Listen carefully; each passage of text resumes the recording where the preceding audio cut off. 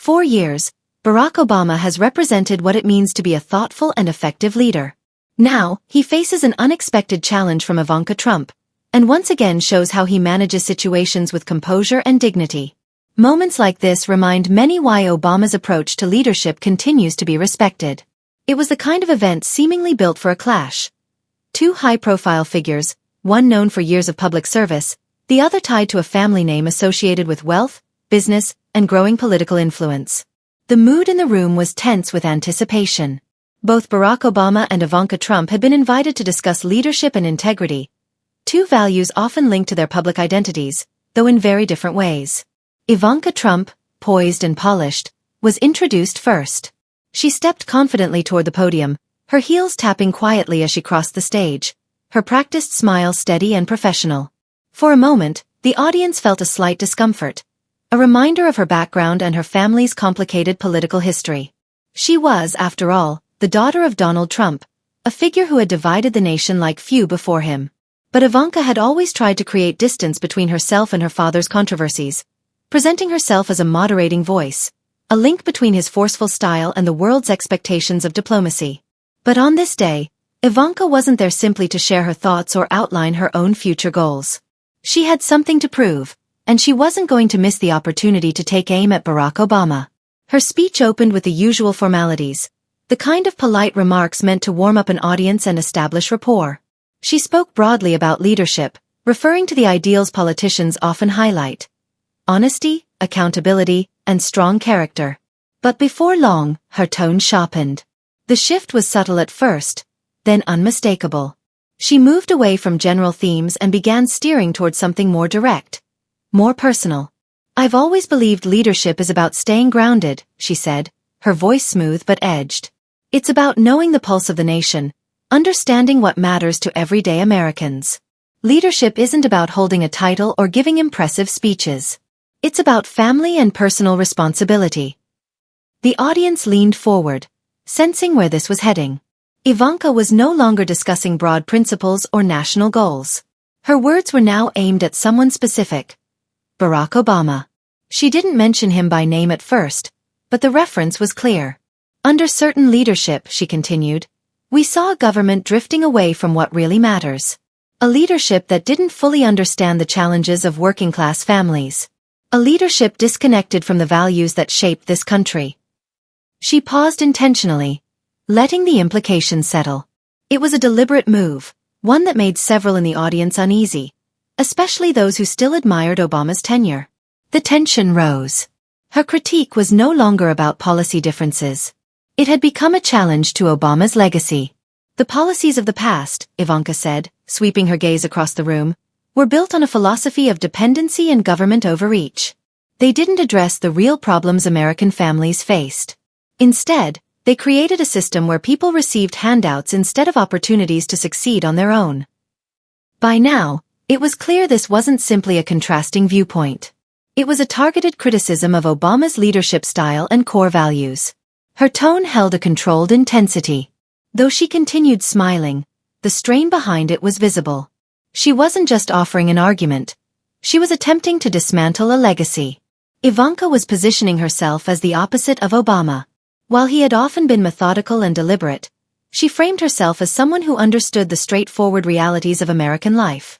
Where Obama valued diplomacy and unity, she portrayed those efforts as ineffective. And then, when the room was already tense, she made her boldest statement yet. "Leadership," she said, her voice rising slightly, "is about having the courage to make hard decisions, decisions that aren't always popular. It's about doing what is right instead of what is easy. It's about staying connected to the values that make this nation strong. Family, faith, hard work. And I don't think you can say that about the leadership we witnessed over the past 8 years." Her words hung in the silence. Ivanka had crossed into unmistakably personal territory. The audience was no longer waiting for her point. They were waiting for Obama. The criticism had been delivered, and it was intentional. She had questioned his values, his character, and his ability to lead.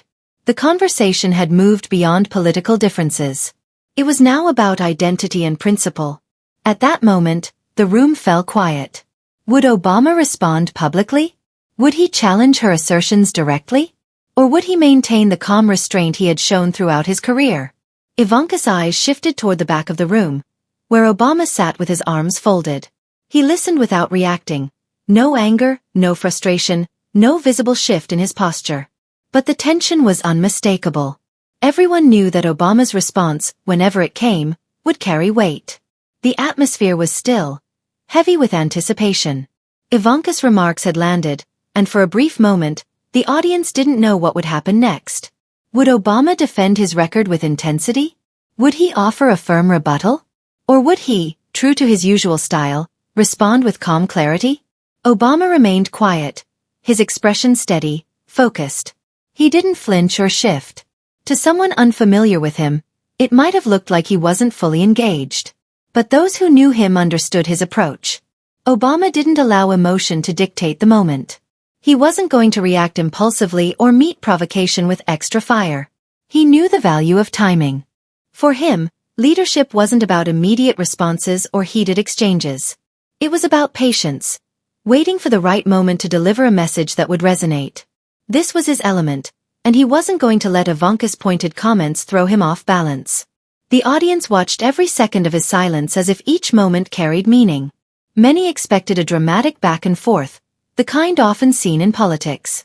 But Obama didn't cater to that. He didn't leap to his feet or rush to defend himself. Instead, he waited. And the room felt the weight of that pause. As if he had already mapped out how this moment would unfold, he allowed Ivanka's words to linger, letting the sharpness of her comment hang in the room. Ivanka, meanwhile, began to feel the discomfort created by the silence. The remark she had crafted so carefully, the personal jab she had directed at Obama, now floated between them, unanswered, heavy and unavoidable. She had expected Obama to push back, to react with a cutting line of his own. But when he didn't, the pressure slowly shifted onto her. The longer Obama stayed quiet, the more uneasy the atmosphere became. Ivanka glanced toward him, expecting some sign that her words had shaken him. But he remained steady and composed. In that silence, Obama wasn't just holding firm. He was reversing the moment, allowing her to feel the full weight of what she had said.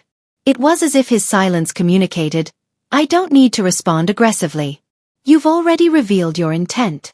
When the pause stretched long enough to feel almost unbearable, Obama finally spoke. "Soon Barron will know you're his mom," he said in a calm, even tone, as if mentioning something in passing. The room froze. No one reacted. Ivanka's expression, still fixed mid-attack, shifted. Her face tightened, her eyes flickered with a quick, uneasy confusion. Obama's comment came unexpectedly. Precise, layered, and difficult to read. It wasn't a direct insult. It wasn't the kind of accusation typical in a heated political exchange. It wasn't loud or angry. It was a quiet remark that seemed to break through the polished image Ivanka worked so hard to maintain, hinting at something more personal beneath the surface. A moment earlier, she had been confident. Now, her composure showed small cracks. She shifted in her seat, her lips pressed together, her gaze pulling away from Obama as if trying to escape the weight of his words. The audience sensed the shift. They leaned in, paying closer attention. The sting wasn't in the content alone. It was in the delivery. Obama didn't raise his voice. He didn't need to. He responded with the calm certainty of someone who knew exactly when and how to make his point. Ivanka's once assured expression now carried a hint of vulnerability. Obama had done what a heated exchange couldn't. He had thrown her off balance. And it wasn't just the message. It was the tone. He had exposed a small opening, a moment of discomfort that spoke volumes. At first, the audience didn't know how to react. But gradually they understood the power behind Obama's response. It was subtle, almost hard to notice at first, yet completely effective. Without a direct attack, he had shifted the entire conversation. Her criticism of his leadership no longer held the spotlight. His quiet remark had redirected attention toward something far more personal, something she clearly did not want highlighted. Ivanka opened her mouth to reply, but nothing came out. Her confidence slipped. Obama had turned the exchange into a reflection of her own vulnerabilities, reminding everyone that even in politics, some comments strike deeper than others. As silence returned, it was clear Obama had already won the moment. He demonstrated that the strongest responses are not always the loudest. Sometimes a single well-placed line is enough to shift everything. The room still felt charged from Obama's mysterious remark. Ivanka stood frozen for a second, her eyes darting as if trying to make sense of what had just happened. Obama had said something that touched a deeper layer, something she wasn't prepared to face. She had expected a typical defensive reply, not a cryptic comment that left her exposed. The audience also felt unsettled. They recognized Obama's calm confidence and the way he had changed the direction of the conversation with only a few words. It wasn't the dramatic counterattack many expected. It was subtle, and far more effective. But with Ivanka clearly shaken, Obama didn't let the moment fade. He knew this was not a point to ignore. He took a slow breath, not rushed or irritated, but purposeful, signaling that he was about to speak again, this time with even more intention. He leaned forward slightly, his eyes on Ivanka. It wasn't aggressive, just steady. He spoke with the calm that defined him, the tone of someone who had experienced countless confrontations and remained unaffected. "Do you remember what your father said about you?" Obama asked. His voice wasn't harsh, it was firm, almost matter of fact. "You should. I'm sure it's something you've tried to forget." Ivanka's face went pale. The words hit sharply, breaking whatever remained of her confidence. The room seemed to shrink as Obama's statement settled over everyone. There was no confusion about his meaning. It wasn't an accusation or a scandal. It was something more subtle, and more powerful. Obama wasn't criticizing her policies or political stance. He was pointing to something personal, something tied to her past, something she had spent years trying to step away from. The audience didn't yet know the specifics, but Obama's tone made it clear he wasn't referring to gossip or exaggeration. He was pointing to something real, something that even wealth, influence, or loyalty couldn't erase. Ivanka, for all her poise and careful image building, felt its weight. Her thoughts raced, trying to pinpoint exactly what he meant. She had seen the stories and the headlines. She had worked hard to distance herself from her father's controversial comments, to create a separate identity beyond the chaos surrounding her family. But deep down, she knew she couldn't completely escape them.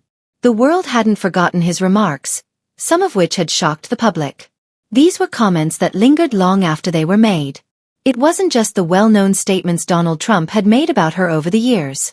Remarks that, even when explained away, still raised questions whenever they resurfaced. The situation had drawn attention across the media. There had been the moment he called her the best piece of ass he ever had, an offensive remark that caused national outrage, and the time he joked about dating her if she weren't his daughter.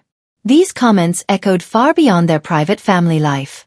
No matter how much Ivanka tried to push them into the background, they remained, always present beneath the surface. And now Obama had brought them back up. It wasn't just that he referenced her father's words. It was how he delivered it.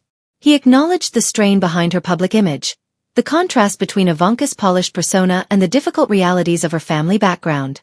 By alluding to her father's remarks without stating them outright, Obama shifted the discussion from political rivalry to a moral examination. It was as if he was saying, "You can try to separate yourself from him, but the world still sees the connection. His words follow you, whether you deny them or not." The impact was immediate. Ivanka's breath caught. She was caught within her own carefully crafted story, and Obama had revealed the flaws in it. Her father's remarks were not a minor inconvenience. They were part of the world she lived in, something she could not escape. Even as she worked to present her own version of leadership, the room sensed a shift. This moment went beyond leadership. It reached into something deeper. Obama wasn't taking political shots. He held up a mirror, revealing a truth she had tried to avoid. And the more she attempted to distance herself from it, the clearer it became. Her father's influence was unavoidable.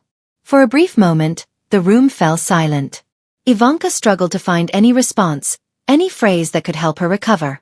Her mouth opened, but the words stopped. What could she say? What argument could counter the truth Obama had brought forward? Obama had done something her political critics had never fully managed. He pushed her to confront the difficult reality of who she was, where she came from, and the contradictions that existed between her public image and her family's history. And as Ivanka stood there, her calm exterior slipping away, Obama stayed composed, his expression steady. He had balanced firmness with restraint. He hadn't insulted her. He simply reminded her, and everyone else, of truths she could never fully escape.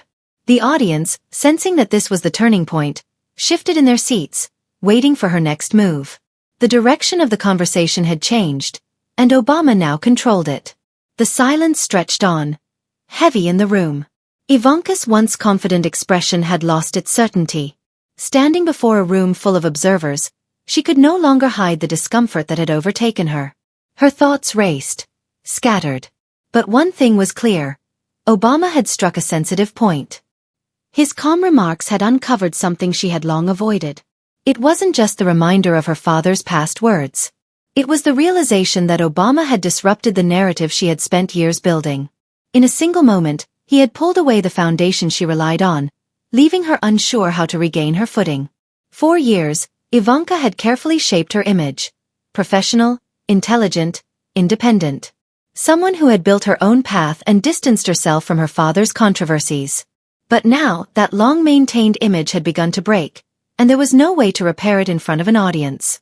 Not after Obama's statement. She opened her mouth again, but still no words came. Her throat tightened, weighed down by the moment. The rehearsed lines she planned for such situations were gone. She believed she was prepared for anything Obama might say, but now she was frozen. Her hands, usually steady, curled into fists. Her breathing grew short and quick. It wasn't only her father's comments that unsettled her. It was the fact that Obama had touched a vulnerability she didn't know how to confront. He hadn't attacked her like past critics. He hadn't accused her of supporting her father's actions. Instead, he highlighted the underlying tensions in her family and her place within it. That made it much harder for her to respond. Ivanka glanced around the room, searching for something, anything that could provide relief. But there was no escape. Obama's words had settled in the air, and every eye was on her. She felt the weight of their attention, the silent expectations of what she would do next. She tried once more to speak, her voice trembling, but the words felt empty, detached from the emotions building inside her. She sensed the room closing in, the realization intensifying that she was losing control. Her carefully shaped image was slipping away, and she was powerless to stop it. In just minutes, the persona she had spent years presenting, confident businesswoman, composed public figure, was falling apart. Her father's voice echoed in her mind, reminding her never to show weakness. But this wasn't something she could overcome with prepared lines. This wasn't a meeting room where she could navigate discomfort with strategy. This was different. Obama had not only questioned her leadership. He had challenged her sense of identity. And in doing so, he pushed her towards something deeply personal. Something she had long tried to hide. Her face heated as the pressure increased. She tried to steady her thoughts, but the mix of embarrassment, frustration, and anger grew too strong. A tightness rose in her chest, the familiar signs of panic. And then, unable to contain it, the anger surfaced. "I don't need to take this," she snapped, her voice rising on instinct. It was a last attempt to assert control in a moment already beyond her reach. She wasn't forming clear arguments. She wasn't even trying. The words poured out, a scattered reaction to the turmoil inside her. "I'm not going to stand here and let you undermine me," she continued, her voice shaking with frustration. But even as she spoke, she sensed the words weren't having the effect she wanted. The intensity behind them didn't strengthen her position. It made her appear more unsettled, more defensive. The room went still. The audience didn't know how to react. A few shifted awkwardly, while others exchanged quick, uncertain glances. Ivanka's reaction had been so unlike her usual composed self, so distant from the polished image she had built over the years, that it was impossible to overlook. It wasn't just a brief lapse in control. It was a complete emotional collapse, and everyone in the room felt it. She had reached her limit. She arrived at the event intending to project leadership, to challenge Obama, to establish herself as an independent and confident voice within her often unpredictable family environment. Instead, she ended up standing there, her remarks fading into the background, her carefully protected persona unraveling in front of the very audience she wanted to influence. Without another word, she turned sharply and walked off the stage, her heels tapping in a steady, almost robotic rhythm. The crowd remained motionless, stunned by the sudden silence. Ivanka didn't look back. She couldn't. She understood that once she stepped away, there would be no undoing the impression her breakdown had made. She had hoped to present herself as a calculated, strong figure capable of holding her own against well-established political players. Instead, her vulnerabilities had surfaced, revealing doubts she had tried to hide. As she exited, Obama stayed calm, still seated, his eyes following her until she disappeared backstage. He hadn't needed to say much. Her own unraveling had caused the greater impact. As the audience began to whisper and shift, Obama's final soft comment lingered in their minds. "I've updated her software." The line was gentle, almost understated, yet carried the weight of the moment. Obama hadn't outmaneuvered Ivanka Trump through aggressive exchanges or harsh criticism. He had done so with composure, steadiness, and most importantly, a clear understanding of the personal truth she had tried to keep buried. The room was left in stillness, with one question in the air. How could she recover from this? As Ivanka stormed off, her footsteps echoing as if marking the end of a tense moment, the room collectively exhaled. The pressure that had hung heavy throughout the exchange dissipated, replaced by an unexpected clarity. The audience had witnessed something uncommon. A moment where influence, restraint, and honesty intersected in a way that stripped away any illusions. Obama watched her departure with the same calm presence he had maintained throughout. He didn't need to address the audience immediately. The significance of what they had just seen was clear. Still, Obama, always attentive to tone and timing, knew the room needed something to bring the focus back to the essence of the moment.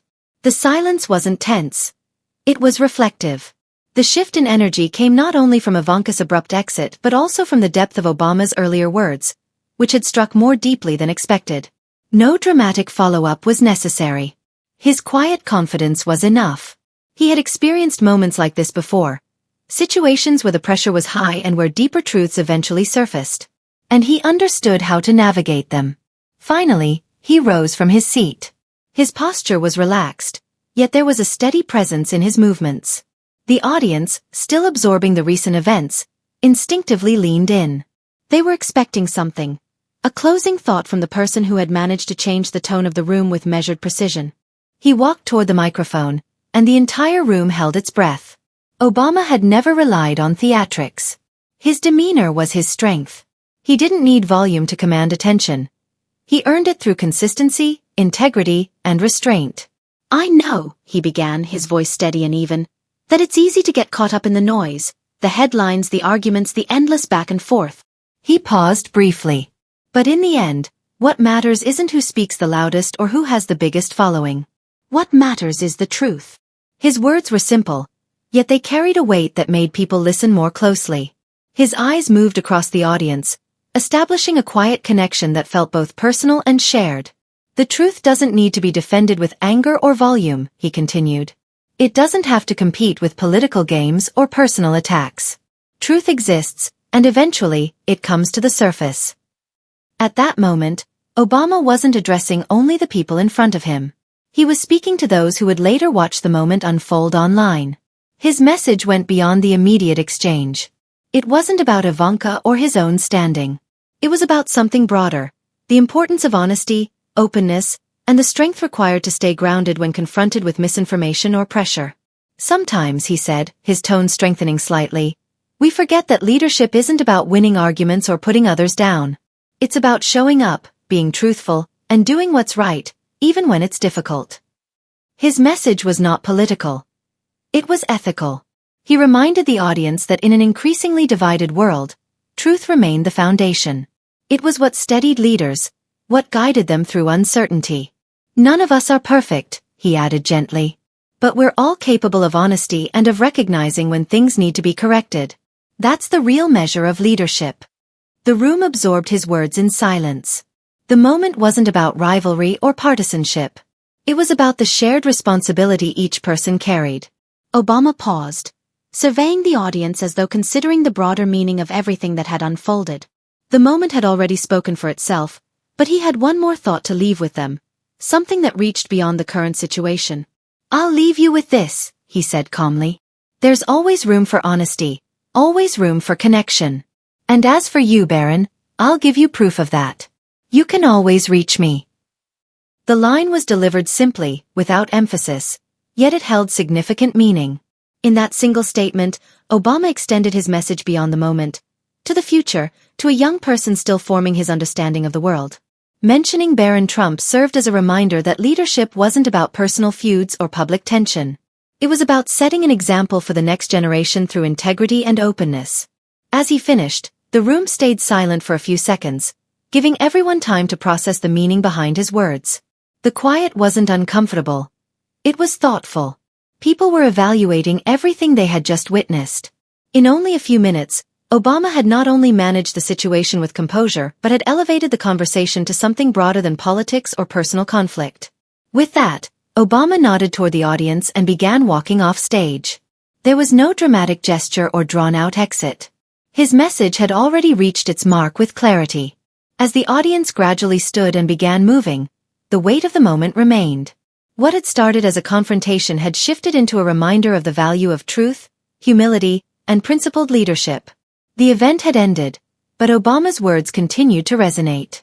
The audience had been reminded that in a world full of noise and conflict, steady honesty and transparency were what truly distinguished leaders. And as they left the room, one question stayed with them. Would they carry those lessons forward, or would the distractions of everyday life drown them out? For that moment at least, the truth had spoken, and it remained.